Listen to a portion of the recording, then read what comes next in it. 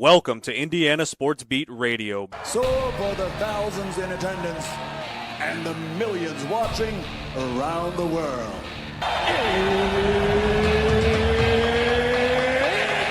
Time! Three on the way.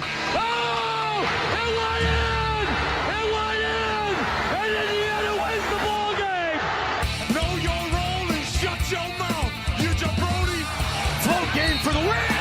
Ayler's gone. Goodbye. Touchdown, Indy. Woo! IU. America. They got a football team now. It's pretty simple. I win. Google me. You know that I'm the cream of the crop. Now, here's Jim Coyle. Hey, hello everybody. Welcome aboard. Glad to have you, of course, on another wonderful, beautiful day. Look at this gorgeous weather and a gorgeous background as I am coming to you from a little further north as we're heading to, or at Road America for this weekend's IndyCar races at the premier road course in America. But I hope everyone's having a great day, that you've had a great week. And if not, we're going to end it on a great note and send you into the weekend. Thinking about the people that may have been affected by the tornado that came through the central Indiana area. As a matter of fact, when we were coming through here, I saw, you could see the exact spot where that thing came across I-69. So hopefully it didn't cause too much damage and everybody is doing okay. And that came and went. So, but we've got a fun show headed today. Paul Page is going to join us, an icon, legendary Paul Page, as he is the voice of a generation of Indianapolis 500s. I can't think. I hear his voice on a clip, and it takes you right there. Voice of 1,000 races, much less a generation of Indianapolis 500 calls under his belt. But one of the legends and icons of TV broadcasting. So looking forward to that. Tony Donahue will join us. We'll talk about IndyCar, what we're should be expecting to see there. And let's see, Bill Bender, Brendan Sorsby. Has Texas Tech just really hurt themselves? And if so, how badly? What will it really do? Indiana basketball met with the media yesterday as well, for the first time. So getting the boys out and about, but what a spectacular weekend I hope everyone is going to be having, and hope you have great plans. Father's Day, that's right. Happy Father's Day to all the fathers out there. Hope everyone is going to get to enjoy a good day. But whether that's doing nothing or getting your tie, getting that new tie that fathers always seem to get, but grilling out someday. Fathers still like to do their own grilling. I get that. I could. It depends on who was doing the grilling. If they were good, I'd be fine with it. But yeah, it's an absolutely gorgeous day up north, as I like to call it, the Great White North. But it is spectacular. Not a cloud in the sky. And it's supposed to stay that way. Ironically, I can hear the car. I'm not at Road America at this moment. But I can hear cars running over there, which I didn't think that they were going to be running this early this morning, but they're on the track. And it's a very unique 4-mile track, 11 turns or 14. I can't remember which one that is. But either way, I mentioned Al Unser Jr. called it the Indianapolis Motor Speedway of road courses. It's his favorite road course in the country, without question. Looking forward to talking to Paul Page about that, but many other things with Paul. Uh, man, just you can't hear his voice without it taking you back to if you ever watched races growing up. I mean, he was the voice of a generation of auto racing, and a great one at that. He's an icon, but still lives here or in the Indy area, I believe. So looking forward to that. And then Tony Donahue will help us get situated on what to expect at Road America. And then, of course, Bill Bender will join us as well. Looking forward to talking to him as always, as we do each and every Friday. Man, what a great Friday it is. And Alec Lasley and let's see, both Zach Osterman off on assignments this weekend. So thinking of making sure, hopefully their assignments go well. And it's that time of year now where the basketball team met with the media yesterday, like I said, but then I'm not going to say it goes dark, but it gets quiet. Football recruiting starts to wind down their visits. If they haven't concluded, this might be the last weekend, I believe. So now it becomes that waiting game.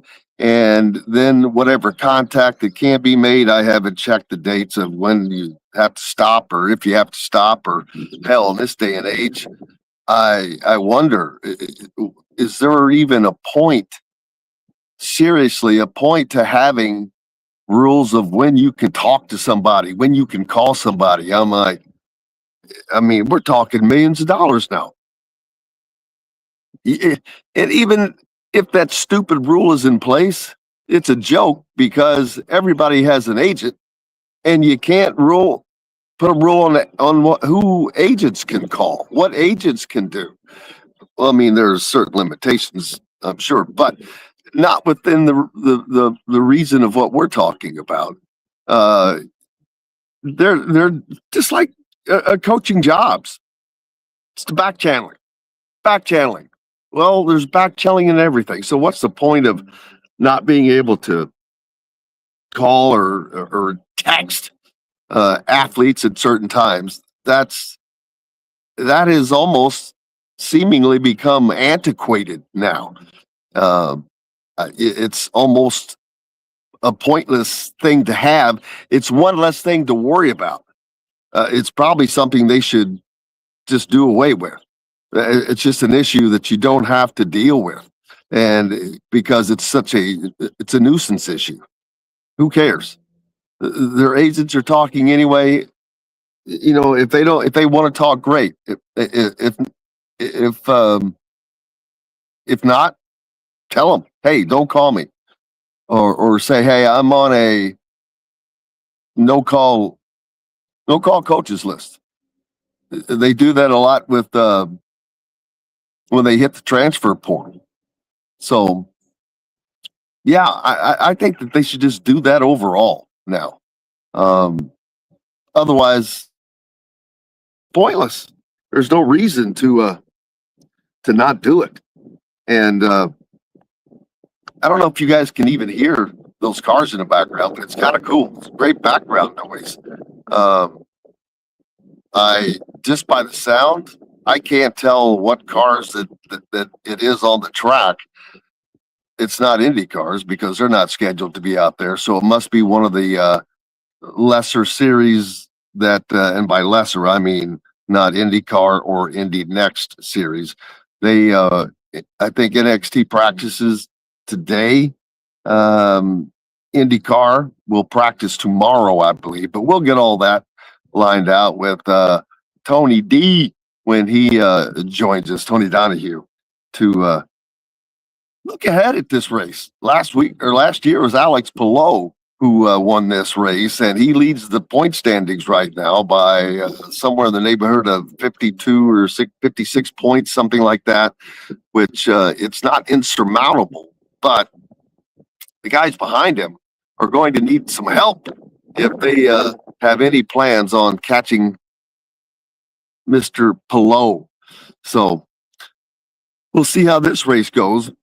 It didn't go well for Alex at St. Louis. Strategy. And these races this year have all been about strategy, it seems, and which that's part of that is fine, but at some point you just let it come down to the racing, and that instead of strategy and tire strategy and fuel strategy, which I know that's part of it all the time, but it would be nice if it just came down to the racing, and which it does most. It did at Indianapolis. I mean, that doesn't get much better. But yeah, we'll see how that works out. And especially on a road course like this, it offers the opportunities to pass, to have lead changes. It gives plenty of opportunities for speed and for passing zones and the braking zones. So looking forward to seeing the uniqueness that Road America brings, getting out and talking to the folks, finding some peeps from the Indiana area, which I'm sure there are tons that I know of people that are coming to the race from down home. Many of them go to almost every IndyCar race, but I talked before about how many of these, amazingly, are within a 7-hour drive. Like there are 9 races in under a 7-hour drive. And the cool thing is, these are some unique places. Road America is an absolutely unique destination. Then you have Nashville on the schedule. Of course, we just were at St. Louis, but St. Pete, Long Beach, some just unique places that if you were able to follow the go to every race, it would be pretty cool. Down in Birmingham, Alabama, that's a track that I wasn't familiar with when I saw they ran there this year. So looking forward to seeing that as well, and all the uniqueness that brings with it. It's like anything else. It has their own legions of fans, and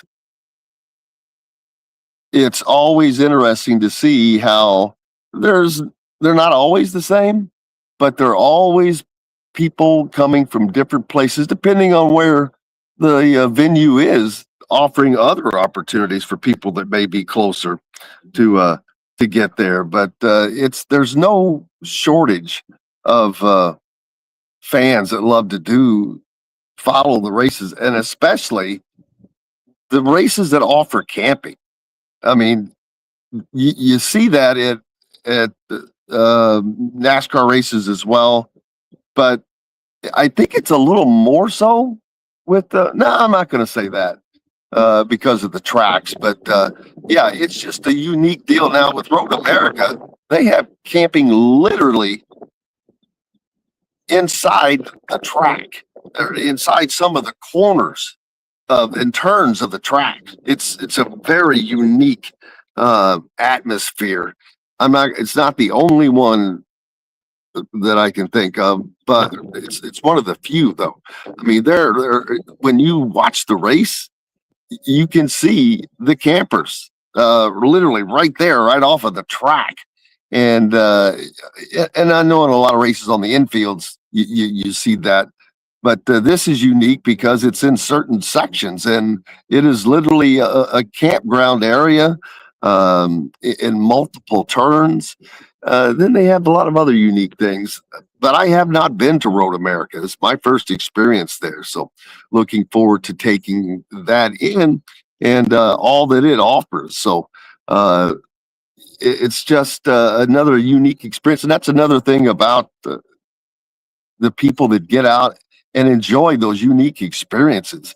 But then the folks that have the trucks and the campers or the driving campers, man, load up and go.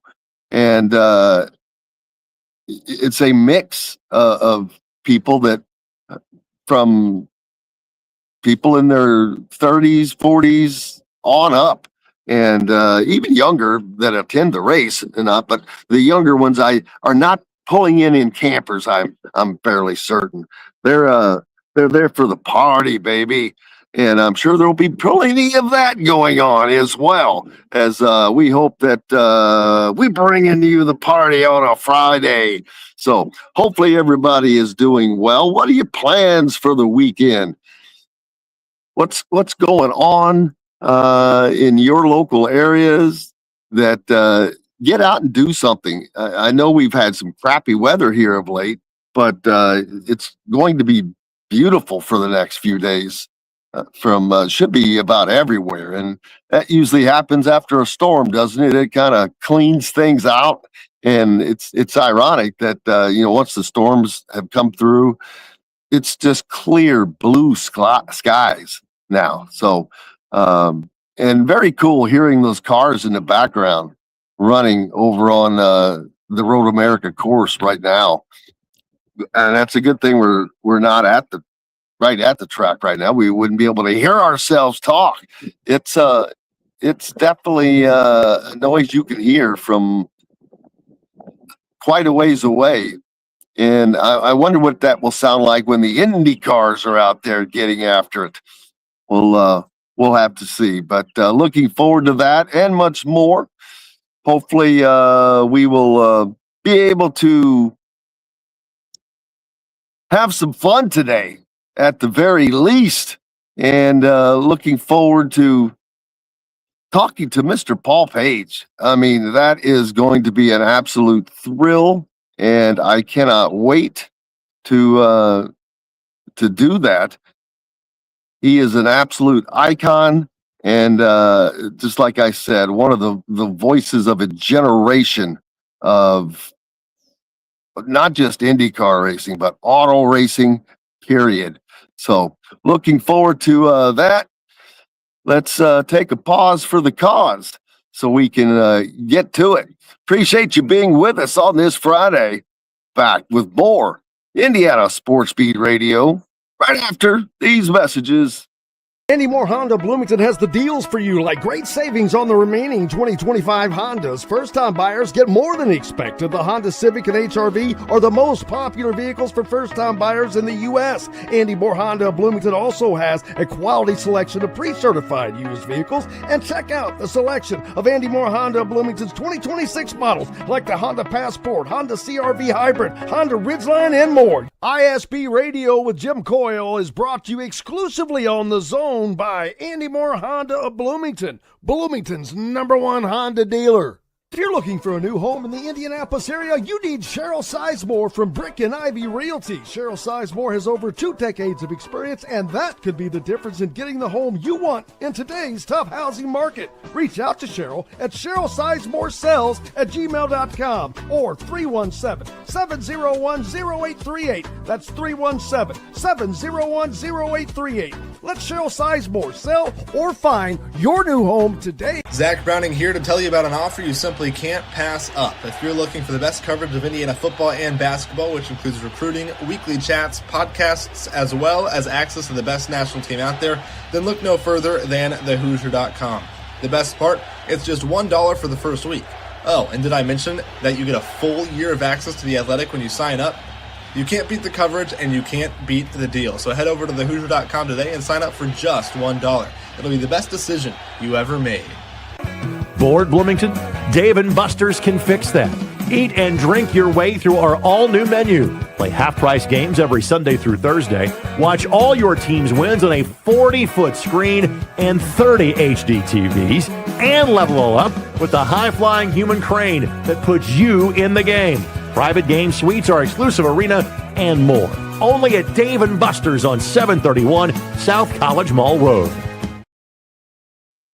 Welcome back, Indiana Sports Beat Radio, coming to you on this beautiful, beautiful Friday, and I hope you are enjoying it somewhere and looking forward to whatever it is you may be doing on this weekend. And I know that I'm looking forward to experiencing the IndyCar race at Road America this weekend and all that it has to offer, the uniqueness and just the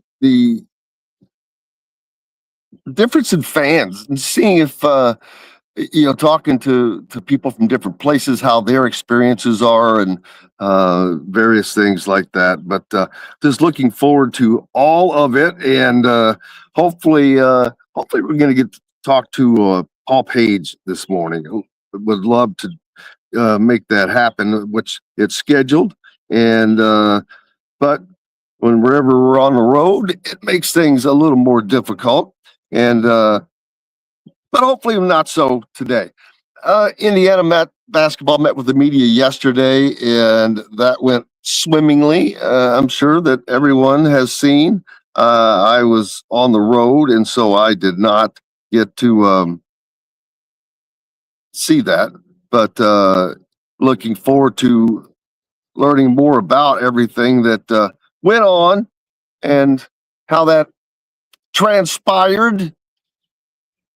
I know that our resident realtor Cheryl Sizemore was anxiously looking forward to all of that as well, and hopefully everybody is enjoying it.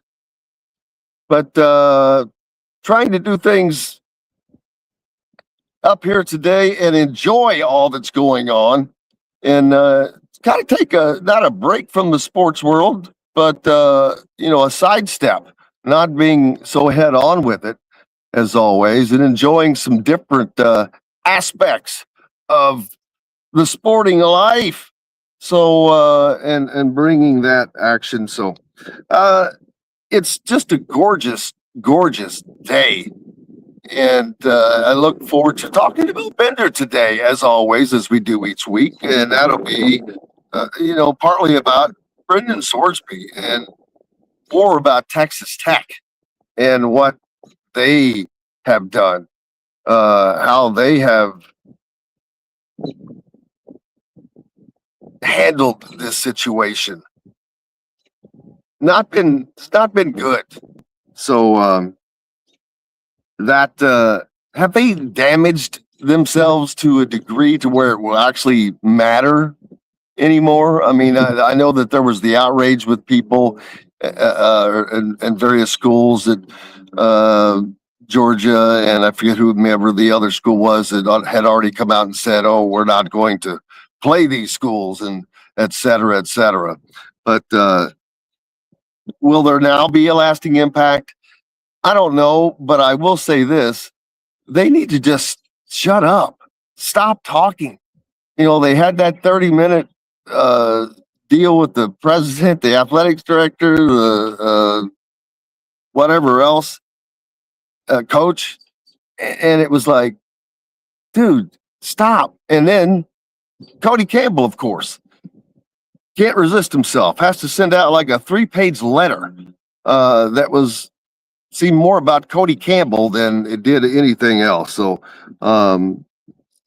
yeah, just stop with all of that. And it's crazy. But nothing. What else would you expect from the crazy life of sporting? I mean, we've talked about it being the wild, wild west, and that took it to a point. But at least we got to a point to where we saw that there is a point, there is a line where people say, "All right, no more. That's too much." No, and they did say no. I was a little amazed at how Texas Tech backed down that fast. I mean, like that. When it was the NCAA, well, no, we can beat them, yada yada. Well, it wasn't about that. And Texas Tech didn't read the room. They were too consumed with trying to buy championships. And I look at Texas Tech now as bought and paid for. That is exactly how I view them. They are a school that is just looking to buy everything as fast as they can. Not that other schools, other programs haven't done something similar. They're all in all the way. I mean, it doesn't matter what sport it is. It's as if Cody Campbell was going to single-handedly make Texas Tech great. And it did not work. So in the end, they didn't get what they wanted. And glad to see it, to be honest with you, because things don't always go that way. And sometimes things do work out the way they're supposed to. And it was a good ending for the sport, a good ending for how things are supposed to be. And it kept in place the, I don't want to call it the golden rule, whatever you want to call it. You don't bet on your own team, your own sport. When it comes down to it, I don't think that they should be allowed to bet at all. Because, especially in even pro sports, they know people in pro sports is that inside knowledge is there. You can't stop it. So it's just something that doesn't need to be there. And if you're getting paid $4 or $5 million, you don't need to be gambling on your own stuff. It's ridiculous. And no matter what, no matter if you're betting on your team to win or not, it's a bad look. Are you going to bet on them to win every game the same? But it doesn't matter. That's just something that doesn't need to be there. It's not an aspect of the game. It doesn't make the game better by allowing athletes to compete. To bet on those events. And so, yeah, I don't think that it should be allowed. And that's that. But what do I know? I'm not the boss. I'm not the boss of them. Who made me the boss? Nobody. But I think that most people think that way. But there are some that don't, and that's fine. Everybody gets to have an opinion. And that's the joy of it. That's the joy of all of us getting to express our thoughts on these different situations. And it doesn't matter at the end of the day until everyone rises up as one. And we saw that in the Brendan Sorsby case. So I hope that your week is going well, like I said, and trying to add myself into a second screen here, so bear with me as we do that. But while having a great day here in the great white north, as I said earlier, and looking forward to enjoying more of these beautiful days that are going on right now. So hope I'm not messing with your sound too badly at the moment. And things are still going well. I hope that is. Well, it definitely does not work. Well,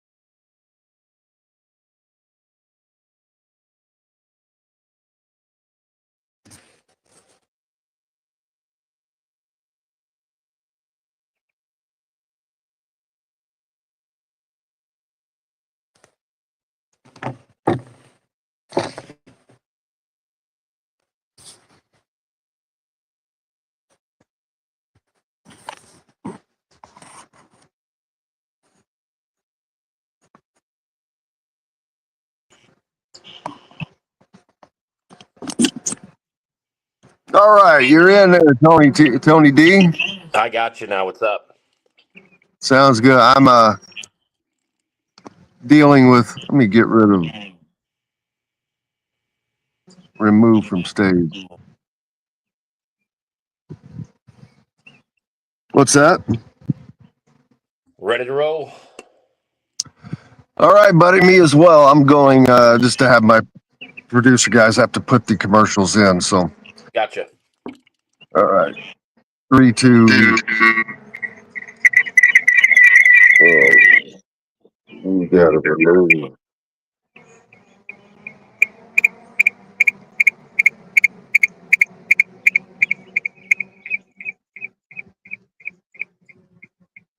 Jesus.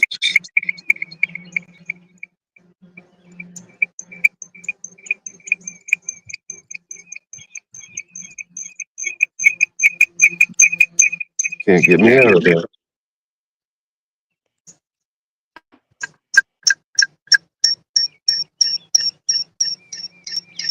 Max, if you're in there, remove.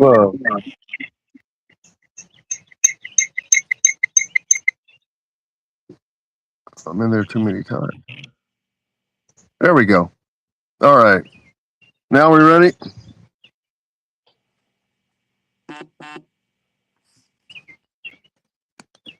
Say something for me. 1, 2, 3. Hello, hello, hello. All right. All right. Here we go. 3, 2, 1. Welcome back, Indiana Sports Beat Radio on this exquisite Friday. Beautiful, beautiful weather. Probably is that around in a large portion of the area after those damn storms came through. Tony Donahue joining us. Tony D at Tony D Indy. Also, you're already up in Elkhart Lake as well, right? Yep, gonna be as soon as we're done here, I'll be heading down on the track, and I'm It's gonna be a long day, but it should be a fun day. Long weekend, yeah. That's something I don't think people realize is how long the days are because, and I'm not talking about that I'm complaining. That's not it at all. It's all the things that are going on. Well, with the teams, they don't almost don't end, but there are press conferences, there's practice, there's more press conferences, there's this, there's that. It's a nonstop parade of things that are going on during an IndyCar weekend. Yeah, luckily Road America isn't as jam-packed as what Gateway was with Saturday and then Sunday, and Sunday even seemed a lot longer because of the rain delays that we had in the evening, and it ultimately got that race in where Newgarden picked up his second one. But I think if you're a fan of motorsports and you're a fan of open wheel racing and IndyCar in particular, Road America is one of the places to go to. It's such a big track. There's so many different vantage points. There's so many different turns. 4-mile race course, and you really get a sense of the ladder series as well, right? You get USF 1000 and USF Pro going on. Then you get Indy Next, which has a doubleheader here for the first time, and then obviously ultimately ends up with the Expel Grand Prix with IndyCar on Sunday. So if you like IndyCar and you like following the ladder series and being able to see the drivers that are up and coming in the sport, Road America is one of the best places to do it at. Yeah, I've mentioned this a couple times already, but Al Unser Jr. called it the Indianapolis Motor Speedway of road courses. It's his favorite road course, but I've only seen it from pictures and from TV. But it just looks like is it the most unique road course because of the camping, because of all the things that go with it. You're in turns, and there are freaking campers right there. And I know that you have the infields of a lot of different races, IndyCar, NASCAR, doesn't matter, people that do that around the edge there. But this is unique because it's in this turn, in turn 3 or turn 5 or turn whatever, and it's a whole different new group. And then there's something else in other turns, and then there's the beauty of it. Yeah, they call it the national park of speed. It's very unique. You've got Canada Corner where you can really get up close and personal with the cars. You get that back straightaway where Indy cars are humming at about 160 miles an hour. Then they got to back down 3 or 4 gears to go into that Canada Corner at about 40 miles an hour. You've got the kink. You've got the carousel. You've got a lot of elevation changes. They have a very difficult turn 1, especially on the start and the restart, which is always interesting. And No, and obviously the elevation changed. The hill to heading up to the main straightaway. It's a lot of fun to walk around. It's a 4 mile track. Utilize those trams if you're going this weekend. But yeah, it is one of the most unique races, one of the most road courses that it's not only on the IndyCar schedule, but I would say on any schedule when it comes to racing globally, really. Yeah, and I'm looking forward to it. I can hear the cars running right now. I would imagine that's what's the other series that's running this weekend? Yes, you've got USF 2000, you've got USF Pro, which is the ladder series to IndyCar, which drains really into Indy Next, and then Indy Next has a doubleheader this weekend for the first time with races on Saturday and Sunday, and then the main event, the big feature coming up on Sunday with IndyCar on Fox. So that should be a heck of a race. This is a race, Jim, that really gets spread out at times. There's different strategies that you can play over 55 laps over a 4 mile course, right? There's a lot of different areas, and when you talk to drivers, it's one of those tracks where it really has a European feel to it. That's why the likes of Alex Palou have been so well there. Alexander Rossi, who yes is an American but grew up racing in Europe, has won and dominated at this track as well. So it is certainly a unique perspective, and you have to be good at so many different levels of turns. Your car needs to be good over a 4 mile lap, not just part of it. And I think one of the crazier things is, when something goes wrong on your lap, let's say it's in qualifying, you got a long time. You got a minute 45 to think about that, a minute 50 to think about that before you do another lap. So qualifying here is as intense as it comes on road courses. Yeah, and it's a 4 mile long track, and so the biggest thing I guess in auto racing, is keeping your focus and hitting your marks and hitting them right on. And man, a 4 mile track that offers a lot of challenges. Yeah, I talked to Scott Dixon about it last year. I said, "What's the hardest part about this racetrack?" Because it's mental and it's physical, and there's so many different turns, so many different disciplines throughout the track. And he told me, he said, "Look, if you screw up one lap early on in that lap, you're thinking about it until you got 4 miles to think about it. You got a long way to go before you start that next lap to try to get it right." So that's why qualifying is very intense here. The average winner since 2020 at Road America has the average winner started second, like 2.8 is the average starting spot for the winner. I think we're at 33 consecutive IndyCar races and 39 consecutive road course races where a driver that's outside of the top 10 has won the race. So you got to start up front, and you look at what Alex Palou's been able to do here. He's won multiple times here. I think he's 3 for 5 or 3 for 6 off the top of my head. So he's obviously candidate number one to get the pole and ultimately win here again. But we had an upset pole sitter last year in Louis Foster. Do we see something along those lines this year? And as we've talked about, who can dethrone Alex Palou? And lately, it's been Felix Rosenquist, obviously at the 500, Joseph Newgarden at Gateway. So we'll see if Alex Palou returns to form as we return to a road course for the first time since the IMS road course a month ago. Yeah, and I talked about it earlier. Alex Palou's got a points lead, 52, 56. I forget exactly what it is, but close to that. And it's not quite insurmountable, but they need a little more help. He gave them some help in St. Louis, but he won at this course last year, so that's not a great boost of confidence for the rest of the drivers going into this. But they're going to need help from Alex Palou for anybody, whether it's Kyle Kirkwood or whomever, to catch him. Yeah, that's what I was going to mention is Kyle Kirkwood. We got to this point last year, and he was in that fight, right? He was second in points. I know he's up there in points again. Obviously, he won on the streets of Arlington, but we were going into Road America last year with Kyle Kirkwood getting his first career oval win at Gateway, and it was like, okay, he's a legit contender. He's won on the street course. He's now won on an oval, and then he kind of faded the rest of the year. I mean, he ultimately finished, I think, top 3 in points. But who can step up? Can Pato Award this week and get his first podium of the season? Can Christian Lundgaard continue to contend and be inside of that top 5 championship battle? David Malukas looking for his first career win. He's been close so many times. He's been close to Gateway. He was he led the 800th corner of the 800th turn of the Indianapolis 500 and didn't win the race. So you know that he's going to be hungry. Joseph Newgarden hasn't won on the road or a street course since 2023. Scott McLaughlin hasn't won since Milwaukee in 2024. So there's a lot of storylines. Can some of these guys that are in contract years, like a Marcus Ericsson, step up and have a good run this weekend? There's a lot of storylines. Ray Hall was on the pole last year, and we've seen a resurgence from Graham Ray Hall. He's got 3 podiums so far this season, and on the last 3 natural terrain road courses, Graham's finished 3rd, 4th, and 4th. So he's been right up there in contention. Yeah, and it's interesting to see if there's a lot of guys that really need a win. You mentioned some of them that haven't won for a while, and some of these guys need to get a win. Yeah, and really silly season has already started. We started getting some news out of Gateway. We're going to get some more news this weekend over the next couple of days about drivers going elsewhere. Obviously, Scott Dixon, Joseph Newgarden are going to play a huge role in that. Felix Rosenquist, who just won the Indianapolis 500, is going to be courted by teams with high dollar offers. Does he decide to stay at Meyer Shank, where he brought it home and won the 500 last year? Does he maybe chase some money to go to a new team? There's a lot of question marks, and when you're a free agent, having a win under your belt in the last 365 days is always huge.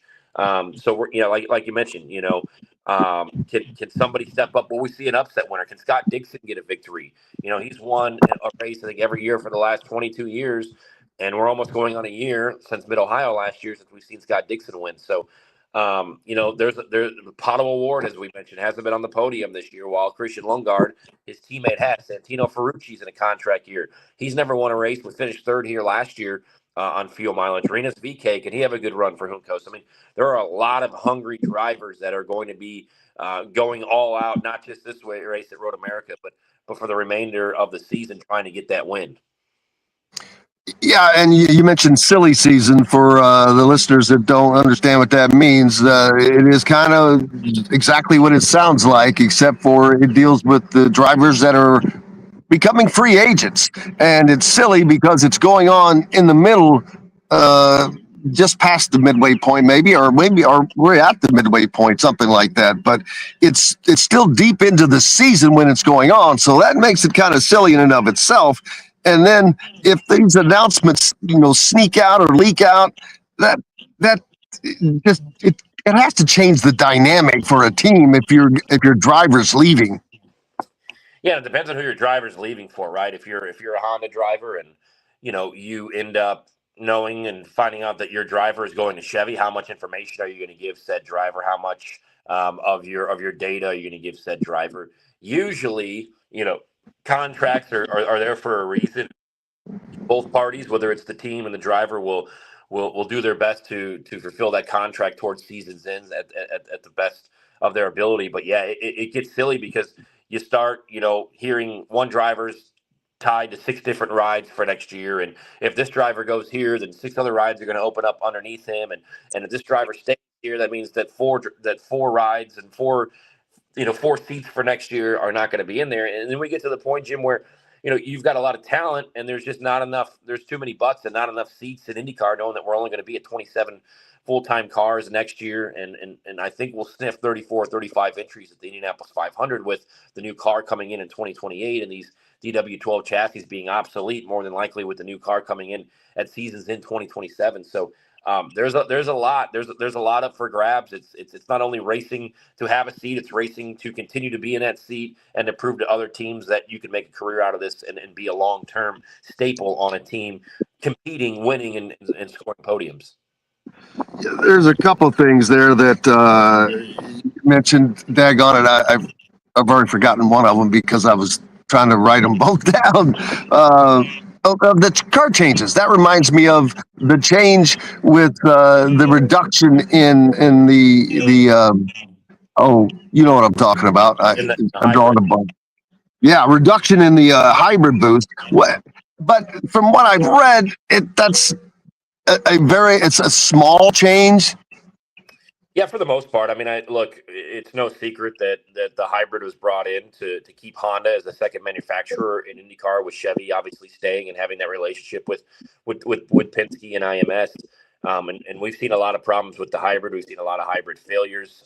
When you've got drivers like Scott Dixon that are speaking out against it, a driver who normally doesn't speak out against things, then you know something is up. And there's just been too many hybrid problems. There's been too many problems. You got Chevy burning up engines left and right at Detroit and the Indianapolis 500. We've seen hybrid issues for multiple Hondas as well. So they've turned that juice down, so to speak, that the hybrid produces.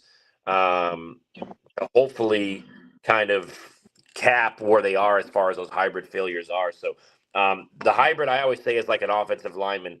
If you're talking about it, it's usually not good. It's usually a hold or a false start. But if you're talking about the hybrid, it's usually something that has gone wrong with it.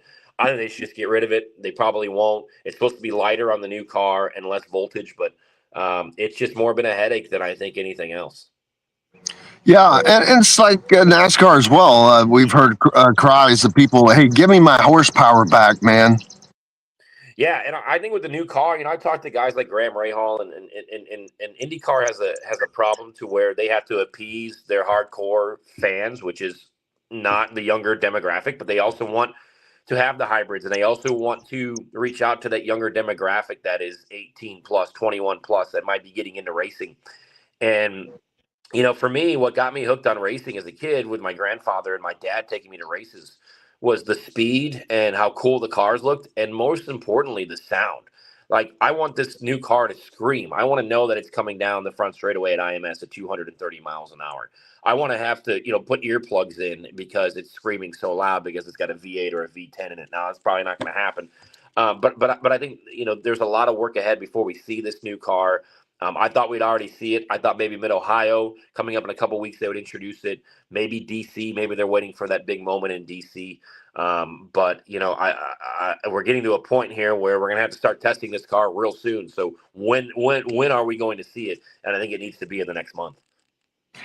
And that seems odd, though, to make such a radical change in mid-season with the points race going on and all of that.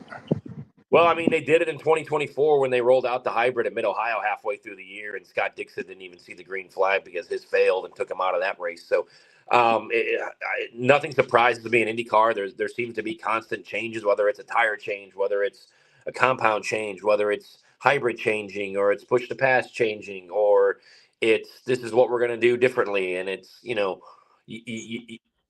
they spin it to where it's not too gimmicky, but if they would just open it up and not be as much of a spec series as they are, which they're not going to do, you might have some innovation. You might have some teams pushing the envelope and stretching things out. But nothing surprises me in IndyCar. I mean, we just learned, obviously coming out of Detroit that Rocket, who was the head of tech, retired, was let go, was shown that I don't know.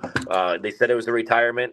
Seems weird to do it, like you said, halfway through the season. But again, nothing in IndyCar surprises me anymore. Why would that change be made? Your thoughts on that?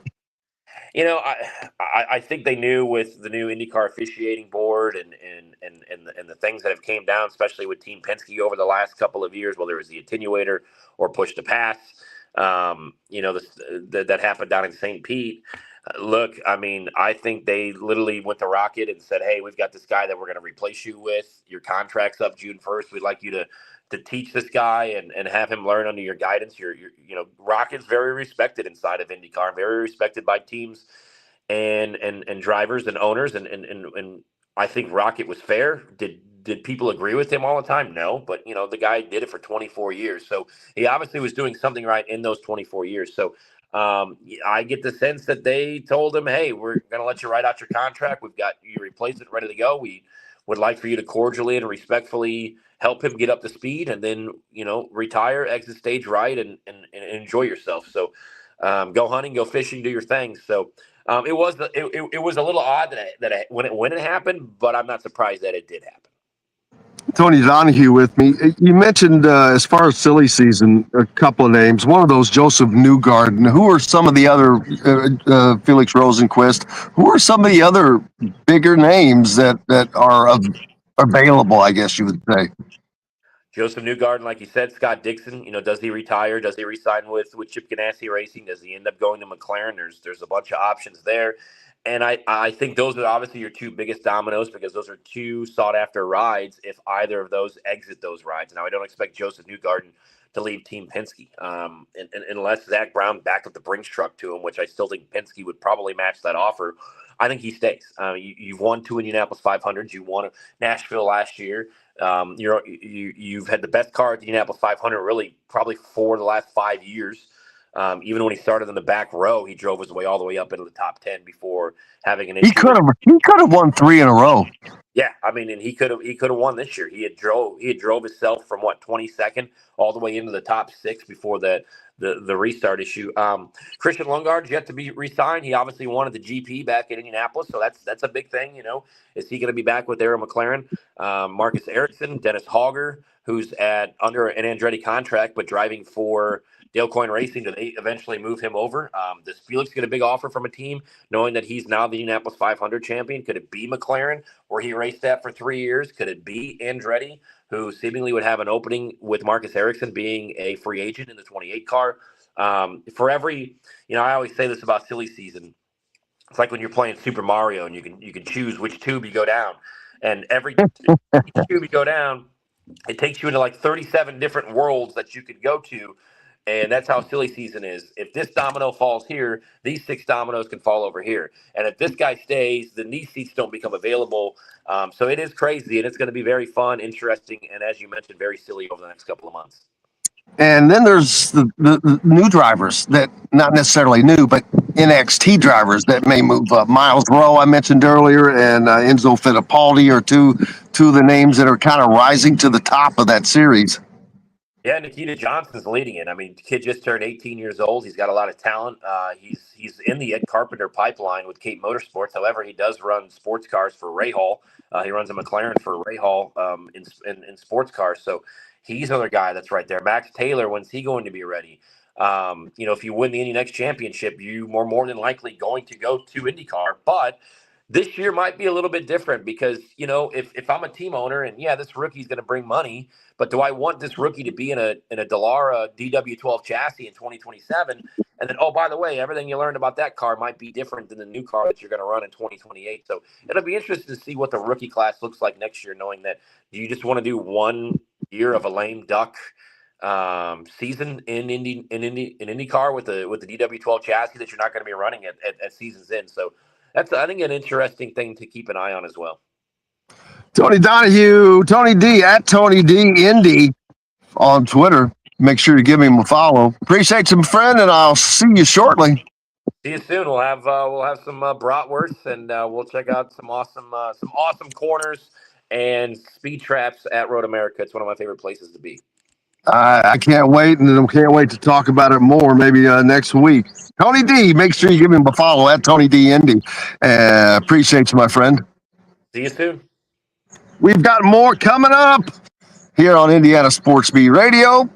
Keep it locked right here on 98.7 WWZN, The Zone, Bloomington Sports Station, right after these messages. Andy Moore Honda Bloomington has the deals for you, like great savings on the remaining 2025 Hondas. First-time buyers get more than expected. The Honda Civic and HR-V are the most popular vehicles for first-time buyers in the U.S. Andy Moore Honda Bloomington also has a quality selection of pre-certified used vehicles. And check out the selection of Andy Moore Honda Bloomington's 2026 models, like the Honda Passport, Honda CR-V Hybrid, Honda Ridgeline, and more. ISB Radio with Jim Coyle is brought to you exclusively on The Zone by Andy Moore Honda of Bloomington, Bloomington's #1 Honda dealer.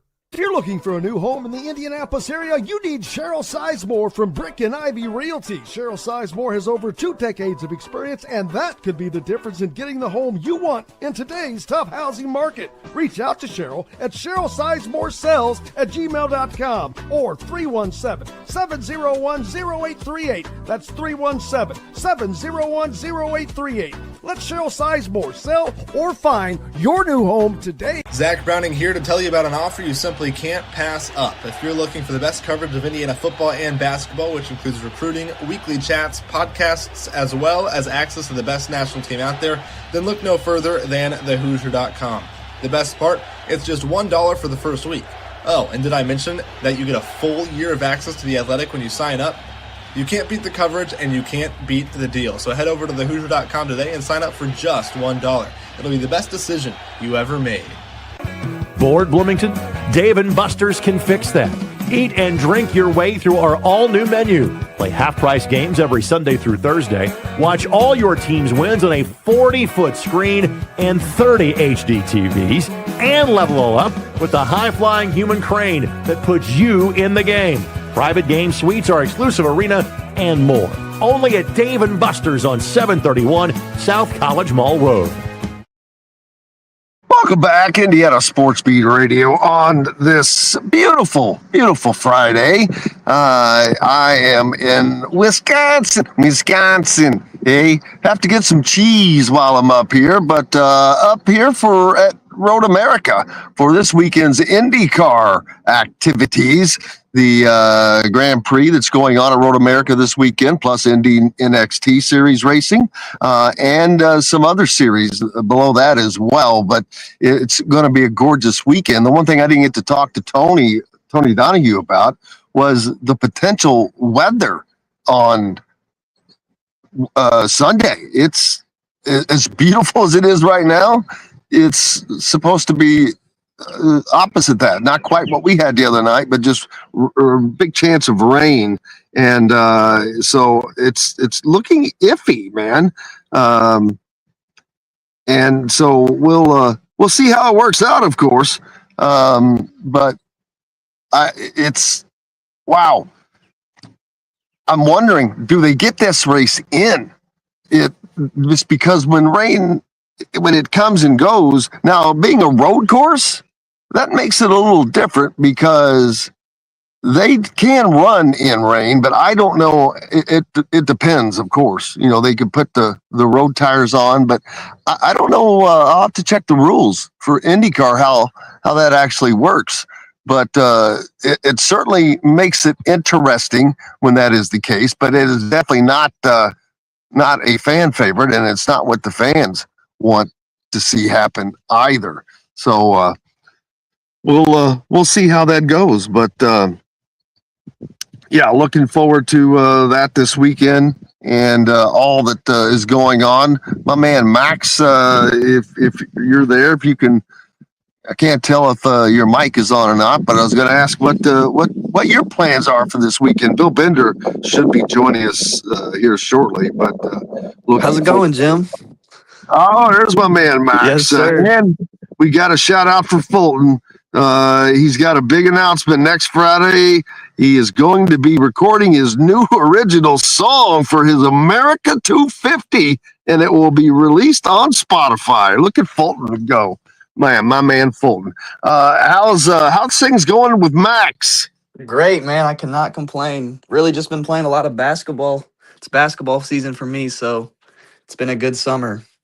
Yeah, Indiana, the new team met with the media yesterday, and I don't have any of that today, unfortunately, because of we're traveling and all of that. But kind of flying blind. But Bill Bender joining us here on the program. If you've got him added, I can't see, but if Bill is there, go ahead. If not, add him in if you can.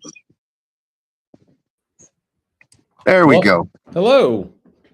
Hello, Mr. Bill Bender. How are you doing, sir? I'm doing well. How are you, Jim? Well, been flying blind a little bit today on not only on the road, but literally off the grid a little bit. So that can make things challenging. But man, technology is an amazing thing. Here, doing a radio show, kind of off the grid. So it's a little amazing in that scenario. How have you been? How was your week, man? Did you get hit by that weather? We did not. So we kind of break there a little bit with the weather. Sorry, let me center my camera a little bit here. Yeah, we did. It's a beautiful day today. A beautiful week so far. We did have one day of pretty heavy rain, but we didn't get the nasty stuff that was going around in the Midwest. But so thankful to be ready to do another week here. Yeah, looking forward to that. And I know that, I guess we can get this out of the way, the Brendan Sorsby saga took yet another turn, but I think it leads back towards what you had mentioned in your piece on the damage done. Well, I think Texas Tech continued to do damage to themselves afterwards, and it's like, just shut up. Shut up. You finally, did the right thing or whatever, but shut up about it. Cody Campbell doesn't need to write a 3-page letter to the world. Yeah, it was a really interesting week. Obviously, I think the phrase I've used all week, Jim, was that common sense prevailed. Whether it was Texas Tech getting leaned on by the Big 12, which obviously happened, or just the common sense of that. I think they miscalculated, and we talked about it on here last Friday, just how much the rest of the college football world did not want Brendan Sorsby to take a snap this season, and just how serious those violations were. It's not a capital crime, and it's not that kind of thing, but it's one of those rule number one in college sports, right? You don't gamble on the teams. It happened. I think this is the best possible conclusion for everyone, though. Really, I do. I think for Sorsby, he gets to go to the NFL supplemental draft. And keep his damn money. Yeah, I mean, that too. And then for Texas Tech, yeah, your reputation takes a hit, but the second he would have taken a snap, their reputation is gone. I don't think they recover that. Big 12, Brett Yormark comes off looking great. The NCAA, I'm not sure another athlete will test this for a long time. I'm not saying other athletes won't gamble over the years, but, I think definitely everybody comes out. I hate to say a winner, because this was not a winning situation, but certainly this was the best possible conclusion for everyone, in my opinion. Yeah, hail to the Big 12 Conference and Brett Yorman, who is an Indiana graduate, by the way. I didn't know that.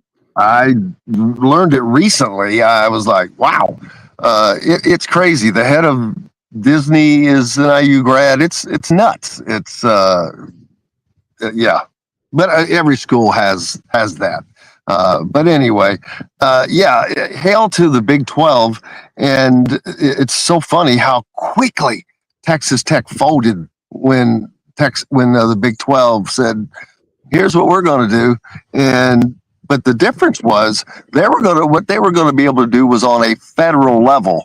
And that would not have provided the judge comfort that has been accompanying so many of these NCAA lawsuits.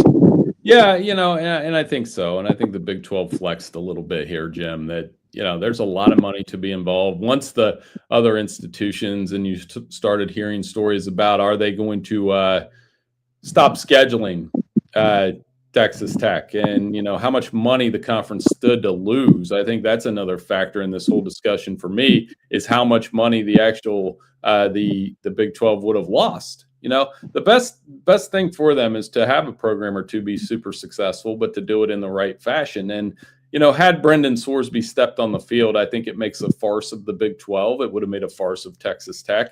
That last time we talked was shortly after they did that roundtable with all the Texas Tech leaders, and they embarrassed themselves there. So, and then Cody Campbell, I don't have as many issues with Cody Campbell as maybe some others do, because he's putting a lot of money and a lot of passion into the program, and he's outspoken, but he's not the first booster who's acted like that. You and I both know that. So I kind of like that part of college football, that you have guys that throw that much passion into their program and help it out. But like you said, he needs to learn maybe when to hit, as my kids like to say in the car, mute.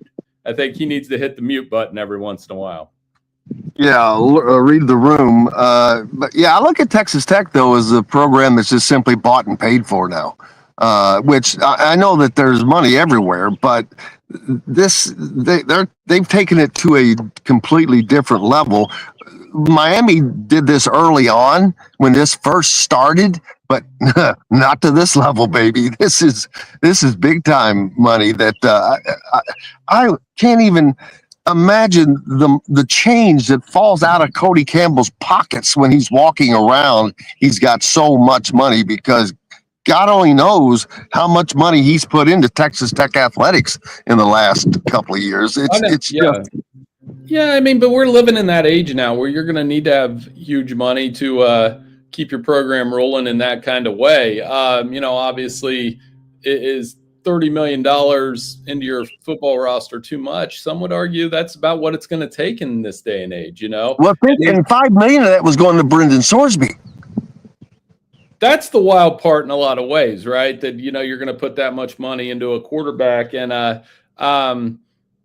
yeah, but I mean, that's what it takes to succeed. And obviously they've had a lot of guys come in and out of the transfer portal. There's no question about that. And, you know, with Brendan Sorsby added to the roster, it would have been a lot of money. But I think in order to be that tier of program, you've got to spend some money. Nobody's complaining about the amount. I don't know how much Indiana spent last year, Jim, and I don't know how much they're spending this year, but I know nobody's got to be complaining in Bloomington because the investment paid off. I guess when you put that kind of money in and it doesn't pay off, maybe you put $30 million into your roster and then you don't get to the college football playoff. That's where we're going to run into some problems.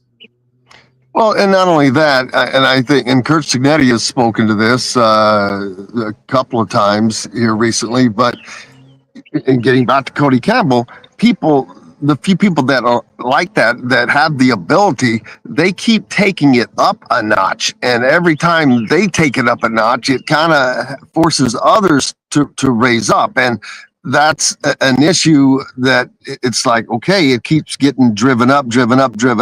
And Signetti is one of those that, hey, we're not going to have that kind of money. We don't have that kind of money, and we're not going to. And I think it's a concern of a ever-increasing chasm between the teams. Yeah, for sure. And you know, that's not to say that Ohio State or Texas isn't going to have that kind of money moving forward, right? Like Texas and Ohio State and Georgia and Alabama. And, you know, this ties into, I think, it's not without coincidence that the Senate ruling, you know, it passes to get to the floor, the Protect College Sports Act ruling. And I don't think it's coincidence that it happened this week during the Sorsby case, because there are a lot of things about college football that are a mess right now, Jim. I think we both know that. But if you can clean them up maybe one or two at a time, which is what I've been saying all summer, then we'll get somewhere. I don't know if that entire bill will pass, because there's a lot of meat on it. But if you start with eligibility and you start with transfer portal, actually the resolution Tommy Tuberville was floating out there this week. People like to take a lot of shots at Tommy on social media, some about his coaching career, some about some of his political stances. But I thought the resolution he had out there this week made pretty good sense. It was 5 years. It was one free transfer. It was, you know, trying to do those reforms first. One of the hangups with transfers, Jim, real quick, how are you going to go backward, so to speak, and tell a kid you've got to sit a year on your second transfer when, you know, my kids could go to Ohio State 1 year, Ohio University? My answer is, well, they don't play football, but, you know, that's something that's going to be a point of contention if they try to do that.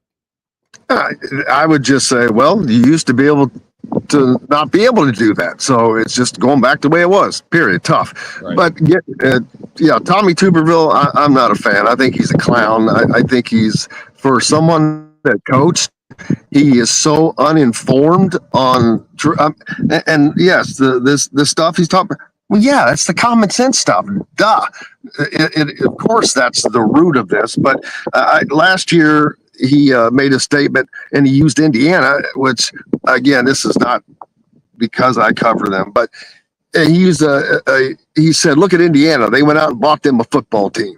Well, that's a guy that has no damn clue as to what he's talking about. And for one of them to have been, for him to have been a Division I coach was more than shocking. But it's also a guy that got up from a dinner table with a recruit, left to take a phone call, and never came back because he took another job. So I don't put a lot of stock into anything that somebody like that does or says. Well, everybody's buying a football team now. That's kind of my point. It's but that wasn't true, though. That just showed he was so uninformed of the situation. Well, or the talent development and the talent evaluation that Kurt Signetti has. You know, obviously our coach rankings came out. Was that this week or last week? The bye weeks were running together. That was last week, and we have Kurt number 1. And My pushback to anybody that says Curt Cignetti's not the top coach in college football right now, present tense, is look what he's been able to do in the last 3 years. He set up JMU for a college football playoff run. And Bob Chesney, who's now the coach at UCLA, he has done in the last 2 years. You guys know, you've lived it, what he's done the last 2 years.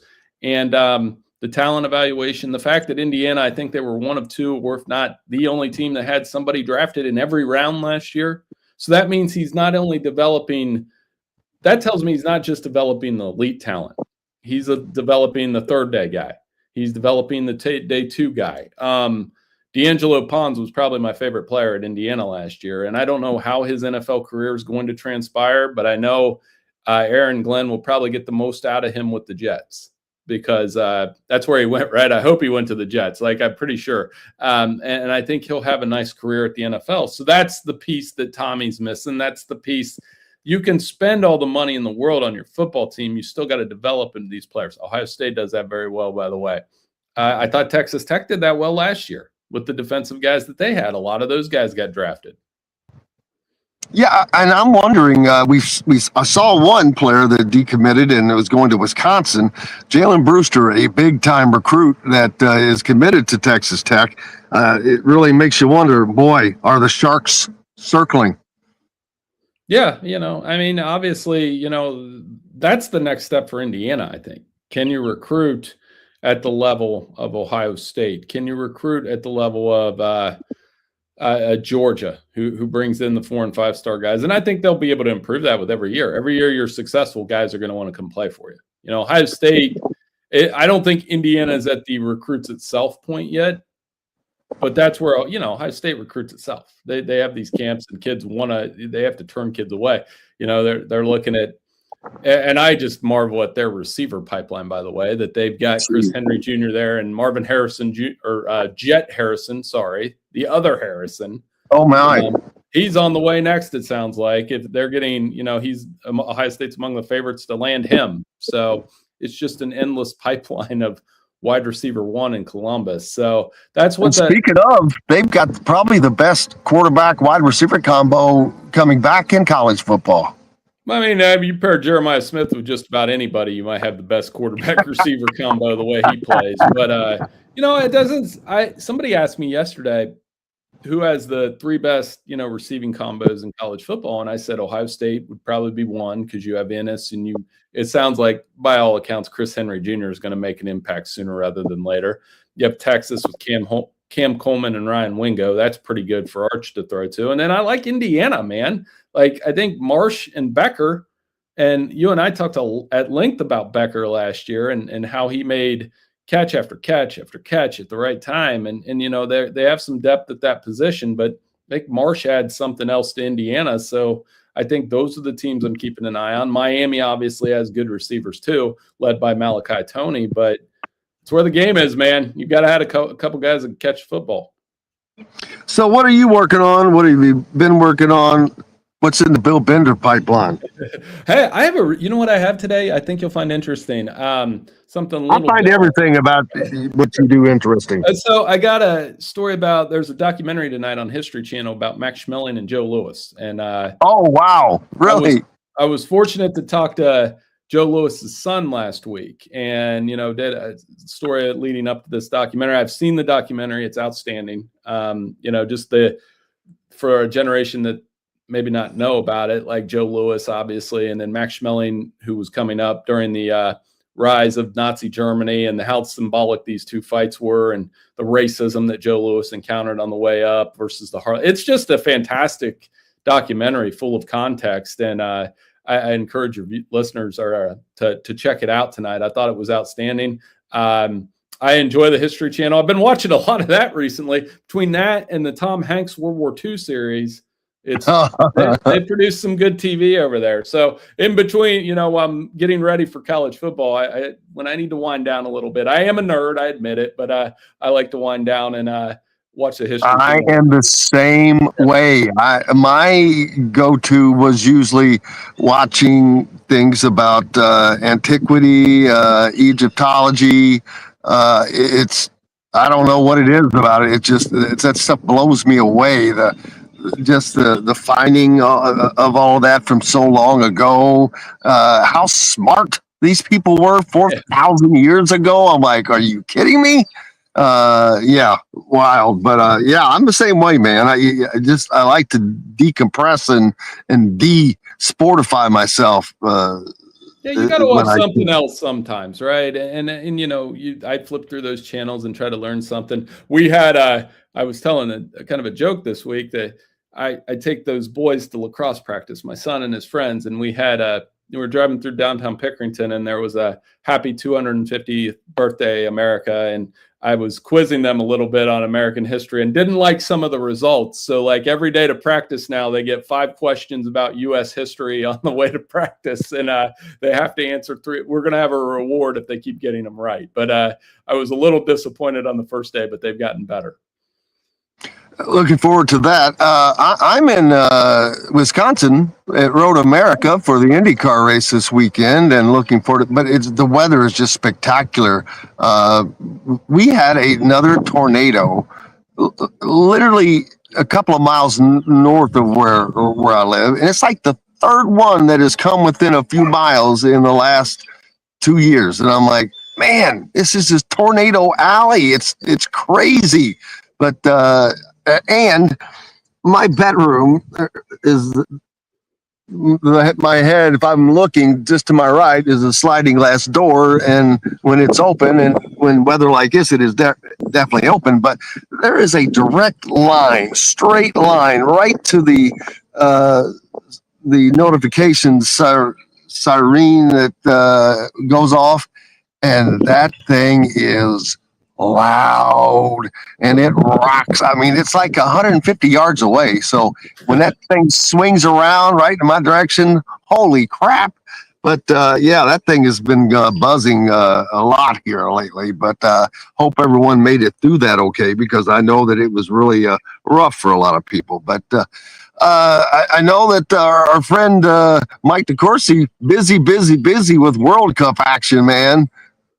Yeah, he is, and he's wrote some fantastic stuff this week. I talked to Mike yesterday. We had one of our meetings. Obviously he's retiring after the World Cup. He's still gonna like contribute for us, hopefully.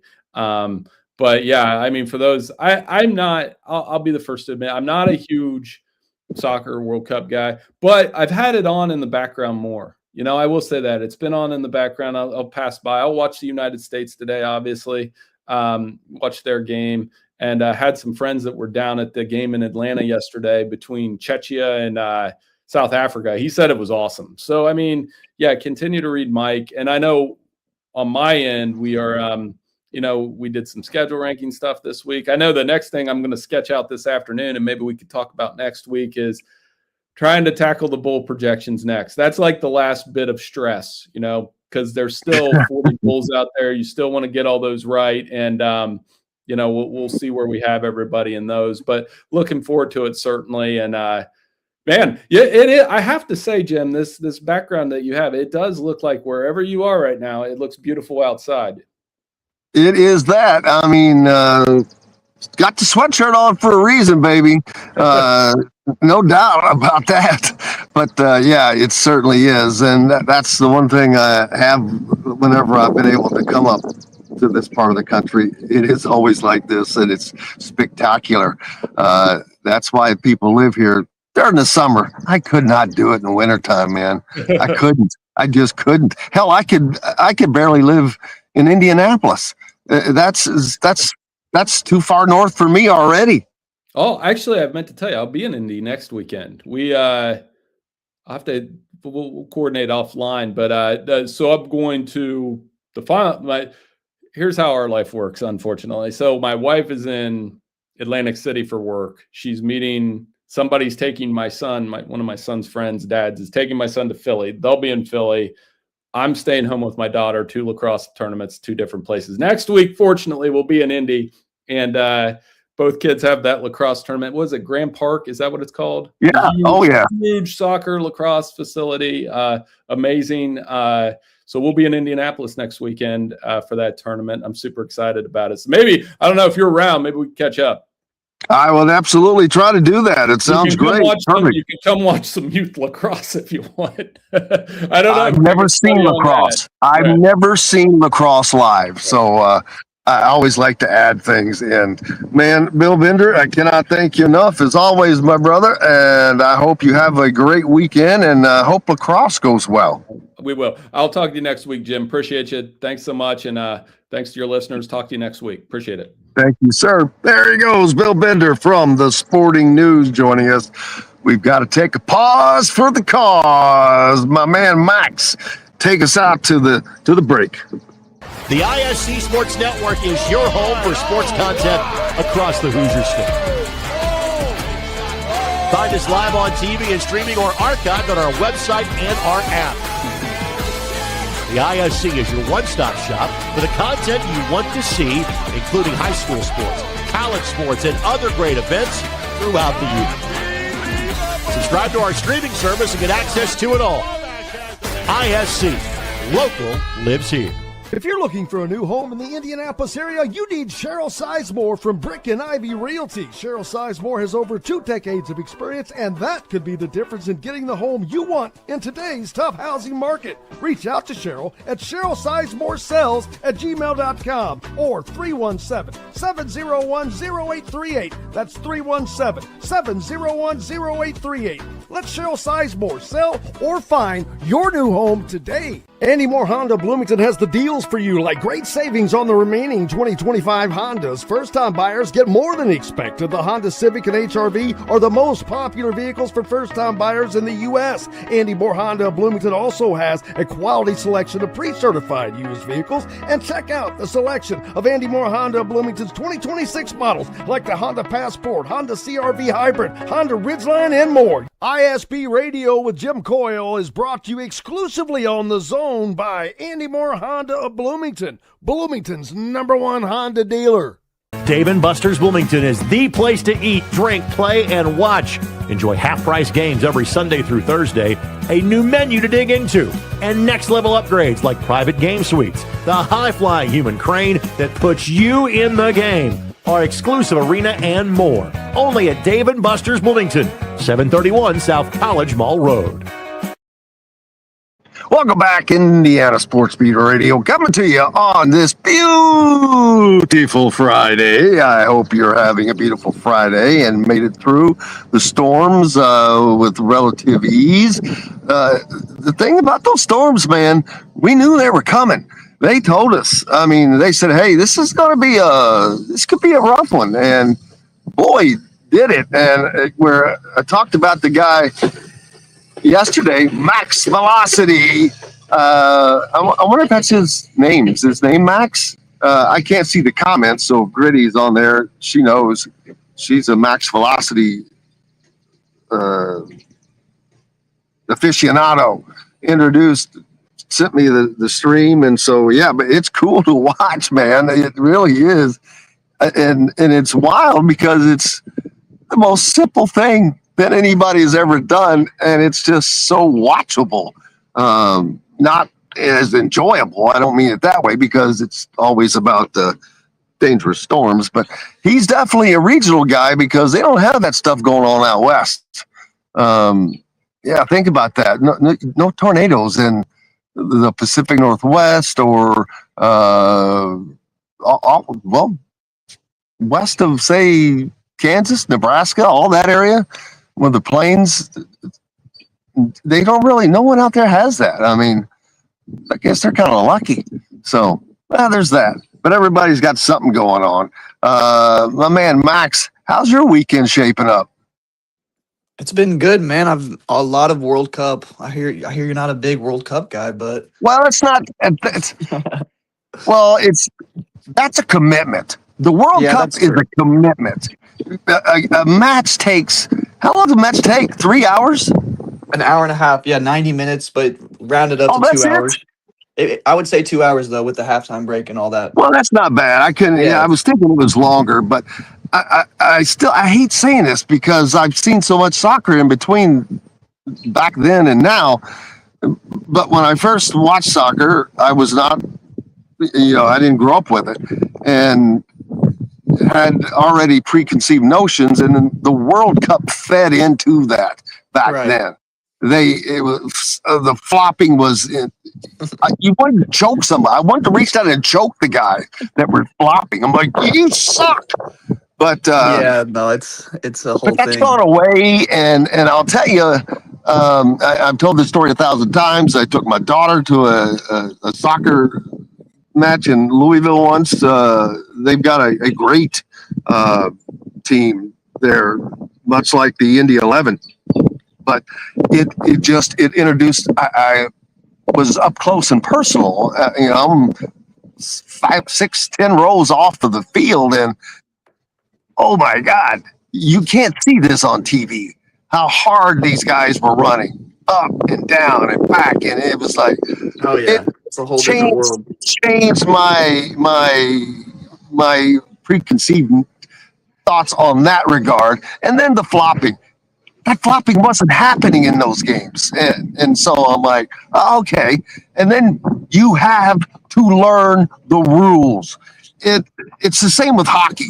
You have to know the rules in those sports. I mean, I guess you do for every sport.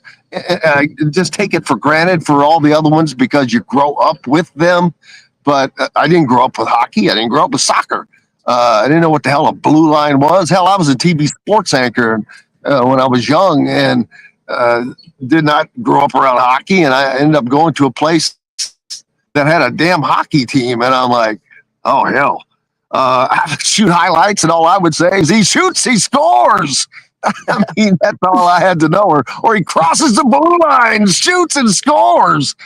That was pretty much it. But yeah, you got to learn the rules, man. And especially since it never stops. Enjoy soccer. And Indiana soccer is also, they're fun to watch, man. Very competitive. But competitive. I would recommend watching USA play today against Australia. That'll be a good one. Oh, absolutely. Where is that match being played? That's a good question. I want to say Seattle, but I could be wrong. They've been all over, so I could look that up. So that will that be is that a nighttime match? No, that's at 3 p.m. Eastern time. All right, so everybody can as soon as we get done, you can listen to that, watch that. So yeah, highly recommend that. That'll be on, and it's a Friday. That's a great excuse for people to sneak out of work early and just go to the local pub, and because I guarantee you there are a lot of pubs around the country that are big into soccer. It's like anything else. I mean, every sport has its fans, and soccer is one that it's not odd, but it's one that America did not adapt to for so long, while the rest of the world, that's pretty much all they did. They didn't have football. Correct. They didn't have basketball at this level. They didn't have baseball. And America had so many different sports of its own that soccer just wasn't it. But then it changed, and so it is what it is. Did you play soccer? Yes, all my life. I did. Where did you play at high school? Castle High School, and I also played at Wabash College for a year. Oh, wow. Good for you, man. Castle, Evansville boy. Yes, sir. Yes, sir. Castle Bulldogs, is that right? Knights. Castle Knights. Castle Knights. That makes a hell of a lot more sense. Why would a castle need a bulldog? It certainly has its knights. Wow, that's cool. Well, the ref. Yes, sir. Did you listen to the ref? What'd you say? Did you listen to the ref when you were in Evansville? A little bit, yes. Yeah. I did. But, and then who's your baseball team? We have a couple travel teams, but... No. Your personal. I'm assuming for a Cardinals fan. Otters. No, I'm talking about you. You're a Cardinals fan? I see what you're saying. I am a Cardinals fan. Yeah, that's almost a necessity if you grow up from that Exactly. region. Exactly. It's there's a line of demarcation somewhere just west of Louisville, I would say that, or right at Louisville, that west of there are the Cardinals, and east it's the Reds. Yep. And the Reds are a big chunk of, I think, southeast Indiana, and then drifting up to central Indiana. But then you start getting into the White Sox and the Cubs. More White Sox fans, More it White seems. Sox. Who's your team? The Reds. I grew up a Reds fan, and which stinks because they're never going to be good. Loyal. I respect the And loyalty. it doesn't matter because Milwaukee has been good for a couple of years. So it's like, okay, similar market. So there's no reason for them not to be. It's a hard era in baseball, especially with no salary caps, but is what it is. Is what it is. So yeah, America playing today, man, taking on Australia. Yes, sir. They bring do they bring the kangaroos? I think they do. Maybe the koalas. We'll see. Oh, that's a better accent than I have. Yeah, I'm looking forward to a fun weekend. Well, it's going to be a lot of work, but it's enjoyable work, I have to say. But the weather is so incredible, and yeah, I hope the background does look this may be the best background ever. It looks beautiful. When is the race?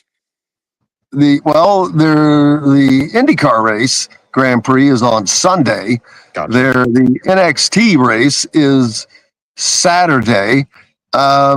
I believe, I don't even know the other two. There's two other series that are running, and I think that they will run on Saturday, but it might be both Saturday and Sunday. There's just so much going on. Looking forward to talking to the drivers, and it's amazing when if you get to go to the garage area. These teams are working non-freaking stop, man. Till late at night, early in the morning they start, and it's just a routine. And then, like St. Louis, that day was all day, and that race was at 9:00 at night. And I'm thinking of the pit crew guys, and I'm like, wow, that's just an incredibly long day. So there's that. I think, do we need to take one final break? I can't remember how many breaks we've had in. So, well, I don't know how many breaks we've had in the show already. But we'll take one more last break. One pause for the cause. Hope you're having a great day. I am. Back right after these messages. Andy Moore Honda Bloomington has the deals for you, like great savings on the remaining 2025 Hondas. First-time buyers get more than expected. The Honda Civic and HR-V are the most popular vehicles for first-time buyers in the U.S. Andy Moore Honda Bloomington also has a quality selection of pre-certified used vehicles. And check out the selection of Andy Moore Honda Bloomington's 2026 models, like the Honda Passport, Honda CR-V Hybrid, Honda Ridgeline, and more. ISB Radio with Jim Coyle is brought to you exclusively on The Zone by Andy Moore Honda of Bloomington, Bloomington's #1 Honda dealer. If you're looking for a new home in the Indianapolis area, you need Cheryl Sizemore from Brick and Ivy Realty. Cheryl Sizemore has over 2 decades of experience, and that could be the difference in getting the home you want in today's tough housing market. Reach out to Cheryl at CherylSizemoreSells@gmail.com or 317-701-0838. That's 317-701-0838. Let Cheryl Sizemore sell or find your new home today. Zach Browning here to tell you about an offer you simply can't pass up. If you're looking for the best coverage of Indiana football and basketball, which includes recruiting, weekly chats, podcasts, as well as access to the best national team out there, then look no further than thehoosier.com. The best part, it's just $1 for the first week. Oh, and did I mention that you get a full year of access to The Athletic when you sign up? You can't beat the coverage, and you can't beat the deal. So head over to thehoosier.com today and sign up for just $1. It'll be the best decision you ever made. Bored, Bloomington? Dave and Buster's can fix that. Eat and drink your way through our all-new menu. Play half-price games every Sunday through Thursday. Watch all your team's wins on a 40-foot screen and 30 HD TVs. And level up with the high-flying human crane that puts you in the game. Private game suites, our exclusive arena, and more. Only at Dave & Buster's on 731 South College Mall Road. Welcome back to Jim Coyle and Indiana Sports Beat Radio. On a glorious day, I'm just marveling at how incredible it is. But I will say that while I've been sitting here and it was a completely blue sky, no clouds whatsoever, there's just a few puffers out there now. I'm like, where the hell did they come from? They snuck in. But hope you're having some great plans for the weekend. This should be a great grilling weekend, man. If I were home, that's exactly what I would be doing. I would be right now. I'd have, well, it's too early to wait one more day. Well, maybe not, but a couple of steaks. Start not marinating them necessarily, but preparing them, seasoning them. Letting them sit there and just get those flavors in, and that's something you need to learn how to do, my man Max. You got to be a good griller. You got to learn how to grill the beef, baby. Grill the steaks. How do you eat your steak? Medium rare. There you go. Learn, yes, sir. My man, learn young. It took me a while. I had to learn some things about those types of things. My dad and mom and dad that was not it. It was they wanted a belt, basically. I'm not burnt, but all the way through. And I'm like, now I look back at that and I'm like, damn, he could have cut that up and used it as a belt, man. It's man. Whoa. Do you use a Blackstone by chance? Do I use what? A Blackstone? I don't have one. I just have a regular grill, a Weber grill, which is great. But just a grill, and I do it. I don't know how I don't screw up more steaks because I do everything just. I don't have a timer. I don't have a thermometer. Nothing. It is just eyeball and it usually works because if you undercook it, you can kind of go back a little bit. You overcook it, you're screwed. So, that is, brother. What's going on in the sports world for you this weekend? Nothing too crazy. I have a 3v3 basketball tournament I joined in downtown Indy, so I'll be doing that with my brother. And other than that, just watching the World Cup. It's been a grind. Been watching almost every single game. There's a 3-on-3 tournament in downtown Indy this weekend? Yes, sir. Right on IU Indy's campus. We have a little outside court. I played in as a matter of fact, ironically, a 3-on-3 Gus Macker tournament back in the day. That was a big deal. I remember you telling me about that. Yeah, it was in Wisconsin, so there's the irony part of it. But I hope everybody is looking forward to a great weekend, and I can't thank you enough for taking time to spend it with us as on remote today. Makes the broadcast a little different, without question, but still try to have some fun. But I hope everybody is having great plans for the weekend. Keep it locked right here on 98.7 WWZ The Zone, Bloomington Sports Station. And stay tuned for Glass in the Afternoon up next. I am Jim Coyle. Until Monday, I will see you on the radio. Thanks for listening to Indiana Sports Beat Radio. Be sure to subscribe to our YouTube page for more clips and team coverage of Indiana basketball, football, and more. You can also find full episodes and tons of other content on thehoosier.com. We'll see you next time for another edition of Indiana Sports Beat Radio.